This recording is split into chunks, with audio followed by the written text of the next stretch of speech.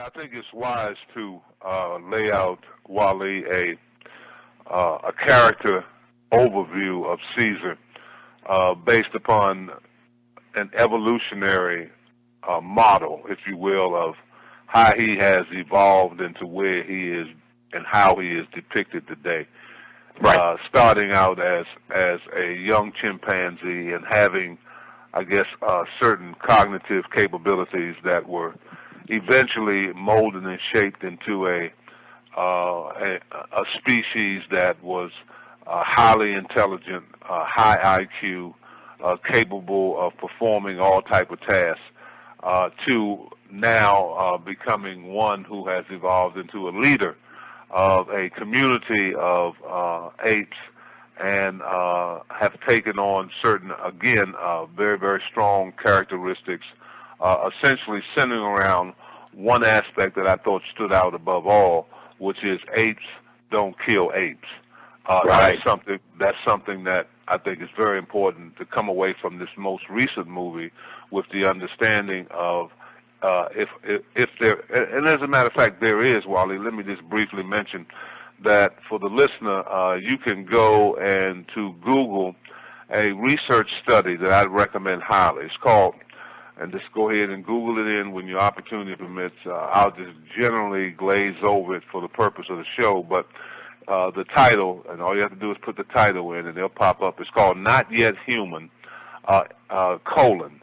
Implicit Knowledge, Historical Dehumanization and Contemporary Consequences. And it was done by a group of professors out of Pennsylvania State University, University of California, Berkeley, along with a sister out of Stanford University named Jennifer Eberhardt, and another professor out of Matthew Christian, his name was, out of Pennsylvania State University. And interestingly enough, there is, and this is an in-depth comprehensive study across the board utilizing individuals who were chosen for purposes of coming to an association or an understanding of an association that simply states that Americans they do make an association between apes and blacks, and that historical representations explicitly depicting blacks as ape-like have largely disappeared in the United States, at least on the surface, yet mental association between blacks and apes remain. That the authors demonstrated that United States citizens implicitly associate blacks and apes.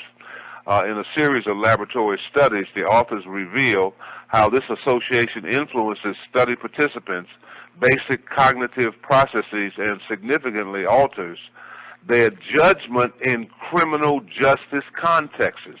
In other words, our suffering through the criminal justice system is justified because simply as Taney said back in the day, Supreme Court Justice Taney, that said blacks really don't have any qualities that are worthy of whites respecting, as we've all heard that over the years. And so there is, in the minds of many Eurocentric-minded folks in America, that there is a direct association between ourselves and the ape species. And later on in the show, I want to offer perhaps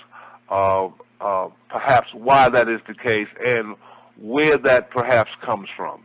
But back on your point, Wally, which simply is the beginning of the series began with this species named Caesar evolving or beginning an evolution, having basic skills because of the utilization of a particular drug, having basic skills, and then those skills being molded and shaped into characteristics that end up, in the end, affording one to hold Caesar dear to his heart. Now, why Caesar? When we look at these movies, I believe my position is that you have to understand in America that the motion picture industry is not solely for entertainment purposes. That's one aspect of it. The greater purpose for the motion picture industry is to be used, motion pictures to be used as a political propaganda mechanism to impart social agenda, to impart a critical political agenda for the onlooker. You think the purpose is to go just get popcorn and sit there and laugh and enjoy, but there's really something underlining. And so with that, we have to assess these movies similar to how crimes are assessed, meaning the first thing we know a prosecutor does in assessing a crime to, again, try to find one that perhaps who had the motive to commit the crime. So in the creation of motion pictures that we think have a political or social agenda, we have to look at motivation. What is the motivation here for utilizing the name Caesar? What is the motive behind it? I believe, as I've gone on record on numerous shows, that in fact the broader European community does not see us, and secretly amongst themselves they refer to us as Moors. They do that. I truly believe I've seen too many things that help to authenticate that position too often, and that they see us as Moors and know that we are Moors. Well, the question becomes, how does that relate to Caesar? Well, simply, the name Caesar means to cut. To cut. This is why when a woman has an operation other than a vaginal operation, she has what is called a cesarean.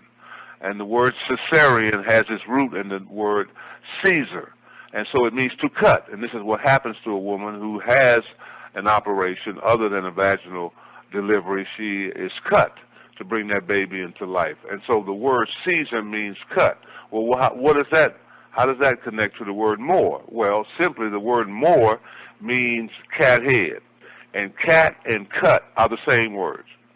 They're basically the same words, because the base of a word is the consonants that the word expresses. The vowels are manipulated, A, E, I, O, U, and sometimes Y, which means that the vowels can be manipulated. So C-A-T, C-U-T, C-I-T, C-O-T, cut, cat, cut, all of it. As long as you have the base consonants, C and T, any vowels in between expresses the word cat. And so this was a way, I believe, for the producers and the directors to really project us as Moors. And there's some other history relative to the creation of the human species that further verify my claim that, in fact, this movie is depicting us or referring to us as Moors and utilizing Caesar as the head Moor, so to speak. And interestingly enough, if you recall, and for those who've seen the movie will know exactly what I'm talking about, when Caesar was captured in the first motion picture, initially, when he was in his cage and he was communicating with an orangutan, who they carried over to this particular movie as well, when he was in his cage. Yes, that's the point I wanted to make. That the orangutan and Caesar were communicating with hand gestures. Caesar asked him, once he realized that he had the capability of communicating with hand signs, he asked him, "What is your name?" And the orangutan responded in hand signs by saying, "My name is Maurice." Now, for those who have any understanding of Moorish history, understand that the name Maurice is just German for Moor. Matter of fact, the patron saint of Germany is named Saint Maurice. And so to utilize that name as the orangutan who becomes, in this most recent movie, becomes the teacher, which is critical. It's critical in understanding his role in this most recent movement as the ape or the primate of knowledge. He was the one assigned to teach the primates the knowledge of self by writing hieroglyphics on the wall and training them to become more evolved as primates. And so I stand on that. They just kind of reinforce that. But in fact, in answer to your question, Caesar is the head Moor of the group.